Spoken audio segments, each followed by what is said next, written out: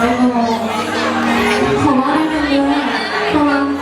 มินิมันเสียงลมรักได้เนาะซ้อมมาอีก3 เดือนเนาะพูดว่าตัวเองสิมาเดี๋ยวซ้อมคำนี้มาก่อน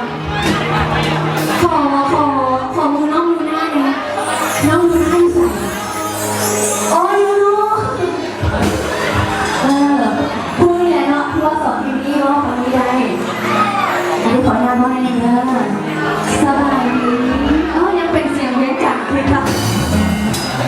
ยังไม่มีไงบอกสิขอสิโลซัวๆในการรักมากไม่ได้เราเองแล้วก็เล่นทางมาแล้วไม่ยอมเลยตื่นเต้นแท้ๆบอกขึ้นเวทีง่ายๆอย่างว่าตื่นเต้นทำดีก็ต้องยากเลยล่ะคนออกลายนึงนะมือนี้เนาะรู้สึกว่ามีแต่พูดจบๆงามแท้งามบ้างอะไรนึงเนาะเดี๋ยวสิเพื่อนอะไรยกกระบะมาจากไหนสบายดียกกระบะ